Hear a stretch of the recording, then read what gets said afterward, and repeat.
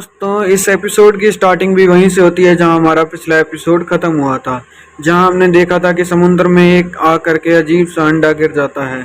Episode की शुरुआत में हम एक मिलिट्री बेस को देखते हैं जहां एक सैनिक अपने कमांडर को बता रहा होता है कि समुद्र के अंदर काफी सारे मॉन्स्टर्स इकट्ठा हो रहे हैं और ये कोई प्राकृतिक घटना नहीं है, जो कि काफी अजीब लग रहा है।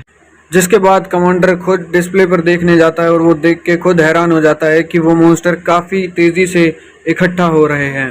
जिसके बाद सीन चेंज होता है और हमें फैंग को दिखाया जाता है।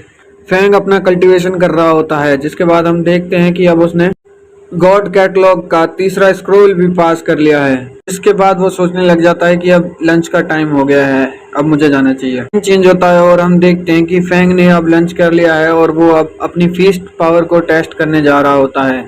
बल्कि उसने अभी 15 दिन पहले ही अपनी फीस्ट पावर को टेस्ट किया था। उसके बाद वो फीस्ट टेस्टिंग मशीन के सामने खड़ा हो जाता है और फीस्ट टेस्टिंग मशीन पर अपना पंच दे मारता है, जिसके कारण हम देखते हैं कि उसके आसपास खड़े हुए सारे लोग गिर जाते हैं। जिसके बाद वो अपनी फीस्ट पावर देख के कहता है कि अभी मुझे 1-2 महीना और ट्रेनिंग करनी होगी। जिसके बाद वो कहता है कि कल मैंने अपना स्पीड टेस्ट किया था और मेरी 583.6 मीटर पर सेकंड की स्पीड थी। जिसके बाद सीन चेंज होता है और हम फैंग को देखते हैं जो कि लिफ्ट में ये सोचते हुए नीचे जा रहा होता है, मैं इसी तरह ट्रेनिंग करता रहा तो अगले 2 सालों में मेरी स्ट्रेंथ हाई लेवल के गॉड ऑफ वॉर जितनी हो जाएगी। जिसके बाद जब वो लिफ्ट से बाहर निकलता है तो मैनेजर जुंगे उसे कहते हैं कि साउथ ईस्ट मिलिट्री के कमांडर आपका कॉन्फ्रेंस रूम में वेट कर रहे हैं। जिसके बाद सीन चेंज होता है और हमें कॉन्फ्रेंस रूम का सीन दिखाया जाता है जहां प्रेसिडेंट जाओ उन दोनों का आपस में इंट्रोडक्शन करवा रहे होते हैं। जिसके बाद वो कमांडर लुओ फैंग को देखकर कहता है कि इसकी मेंटल पावर तो हाई लेवल के गॉड ऑफ वॉर जितनी हो गई है। जिसके बाद फैंग कहता है कि चलो बैठकर बात कर लेते हैं। इसके बाद कमांडर कंफर्टेबल होते हुए कहता है कि अगर आप बुरा ना माने तो मैं आपको आपके नाम लुओ फैंग से बुला सकता हूं और आप भी मुझे कमांडर ना कह करके ब्रदर ली कह सकते हैं। जिसके बाद फैंग कहता है कि मैं आपको ब्रदर ली कहूंगा। जिसके बाद फैंग उन्हें कहता है कि आप यहाँ किस काम से आए हैं।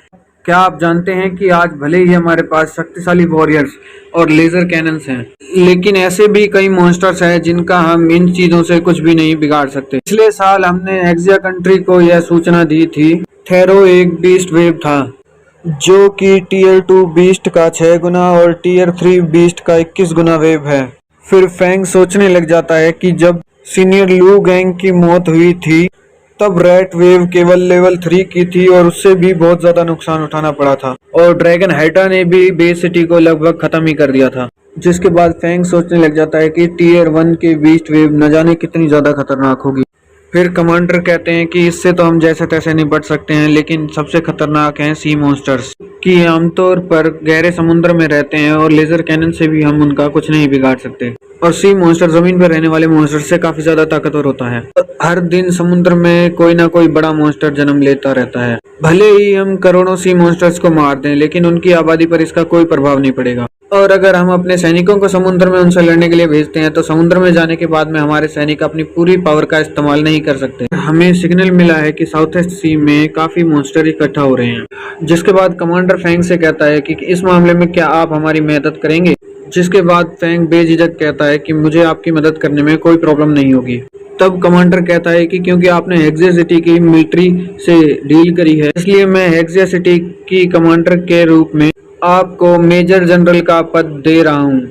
जिसके बाद हम देखते हैं कि फैंग मना करते हुए कहता है कि मैंने अभी देश के लिए इतना कुछ भी नहीं किया कि मुझे ये पोस्ट दी जाए, इसलिए मैं मेजर जनरल रैंक को स्वीकार नहीं कर सकता। इसके बाद कमांडर कहता है कि 6 महीने पहले आपने हाइड्रा ड्रैगन को हरा करके ना ही आम लोगों की बल्कि काफी सैनिकों की भी जान बचाई थी। जिसके बाद जनरल कहता है कि आपका इतना काम ही इस पद के लिए बहुत है। इसके बाद जनरल उसकी शर्ट में एक मेडल लगा देता है। फैंग जनरल से पूछता है क्या ये मेडल मेरे लिए है। इसके बाद फैंग कहता है कि अगर भविष्य में देश को मेरी किसी भी प्रकार की जरूरत पड़ती है तो मैं हमेशा तैयार रहूंगा। जिसके बाद सीन चेंज होकर के ज़ुयिन पर आ जाता है जो कि फैंग के साथ में वीडियो कॉल पर बात कर रही होती है। जिसके बाद यूइन फैंग से कहती है क्या ये ड्रेस मैं कल के फंक्शन में पहनूं। जिसके बाद फैंग कहता है कि तुम कोई भी ड्रेस पहनो, तुम हर ड्रेस में सुंदर लगोगी। उसके बाद यूइन कहती है कि तुम बातें करने में तो बहुत अच्छे हो।